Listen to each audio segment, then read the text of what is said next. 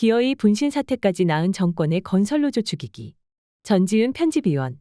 누군가 자신의 몸에 신나를 붓고 라이터 불을 당겨서 온몸을 불태우려 한다면 거기에는 명백한 이유가 있을 수밖에 없다. 도저히 참을 수 없을 정도로 억울하고 세상을 향해서 절규하고 싶기 때문이다. 노동자의 날이라는 5월 1일 강원도의 법원 앞에서 분신을 한 건설노조 지역 간부가 그런 선택을 한 이유는 여기에 있다. 이 소식을 듣고 많은 사람이 올 것이 왔다는 반응을 보였다. 윤석열 정부가 집권하고 나서 1년 내내 이어진 건설노조 죽이기가 낳은 결과라는 것을 직감했기 때문이다. 윤석열 정부는 1계급 특진을 내걸고 경찰과 검찰을 동원해 대대적인 압수수색과 영장 청구와 구속 기소를 추진했다. 특별 단속이라는 명목으로 13차례의 압수수색과 15명의 구속이 이루어졌고 현재까지 소환장을 받고 수사 대상에 올라있는 사람만 1000여 명에 달한다. 이것은 건설노조의 간부나 활동가 거의 전부가 법적 처벌의 표적이 돼 있다는 말이다. 끝없는 압수수색과 소환조사와 구속영장 청구의 건설노조는 다른 활동과 사업들이 마비될 지경이다. 민주노총을 지지하는 시민사회단체의 활동가들은 하루가 멀다 하고 구속수사만은 면하게 해달라는 탄원서 작성에 동참하고 있다. 탄원서를 써도 끝이 없을 정도로 새로운 구속 대상자에 대한 탄원이 또 올라온다. 표적 수사와 탄압을 위해서 윤석열 정부와 친정부적 주류 언론들이 건설노조에 뒤집어 씌운 낙인들은 아주 고약한 것이다. 협박, 강요, 갈취, 돈 뜯기, 횡포, 횡령, 뒷돈, 검폭. 건설노조와 건설노동자들은 파렴치한 깡패와 괴물들처럼 그려졌다. 최근에 두드러진 것은 진보당과 연결해 건설노조를 종북 간첩들의 숙주라고 낙인 찍는 것이었다. 물론 이것은 하나도 사실이 아니다. 건설노조는 정치 권력과 결탁한 건설자본의 이윤만을 위한 불법 다단계 하도급 속에 저임금 일용직으로 죽고 다치면서 일하던 건설노동자들의 권리와 목소리를 대변해왔다.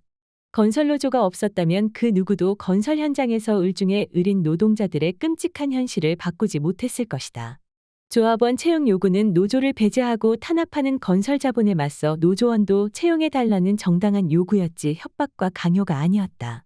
노조 전임비 요구는 노조 업무를 전담하는 전임자에게는 다른 회사들처럼 임금을 줘야 한다는 당연한 요구였지 공동갈취가 아니었다. 무엇보다 이것을 통해 건설 노동자들은 우리도 건설 현장의 당당한 주역이라는 자부심을 얻었다. 따라서 건설노조를 건설 현장에서 수많은 불법과 비리, 폭력과 갈취를 저지르고 있는 건폭으로 몰아간 것은 건설 노동자들의 자존감을 다시 시궁창에 처박아 버리는 것과 다름없었다. 분신한 간부가 유서에서 정당하게 노조 활동을 했는데 집시법 위반도 아니고 업무방해 및 공갈이랍니다.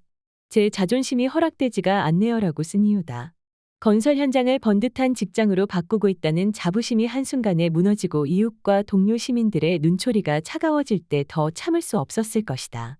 200년 전에 유럽에서는 노동자들이 단체를 만들어 교섭을 요구하는 것은 사유재산을 침해하는 공갈과 협박이었는데 윤석열 정부와 족벌 언론들은 순식간에 한국 사회의 시계를 먼 과거로 거꾸로 돌려버렸다. 능력과 학벌을 내세워 엘리트 코스만 밟아서 출세한 검사들에 기반한 정권이 가장 열악한 조건 속에 건설 노동자들을 무시하며 만만한 상대로 골라서 사회적 편견과 멸시를 부추기고 있는 상황도 건설 노동자들이 분노와 모멸감을 참을 수 없도록 만들고 있다. 더구나 실제로 조합비 횡령과 조직적 부정선거를 저질러서 한국노총에서마저 제명된 이들은 민주노총 건설노조와는 정반대의 입장에 있고 오히려 지난 대선에서 윤석열 지지 선언을 했는데 정부와 언론은 이런 사례를 가져와 민주노총 탄압에 이용하기만 하는 야비한 행태를 보이고 있다.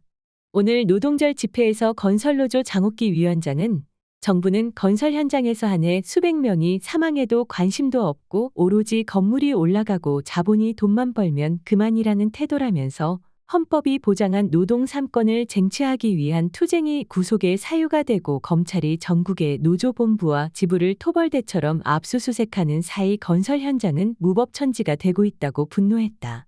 현재 전신화상의 심정지 상태를 넘나드는 건설노조 지역 간부는 유서에서 건설노조의 동료들에게 함께해서 기쁘고 행복했습니다.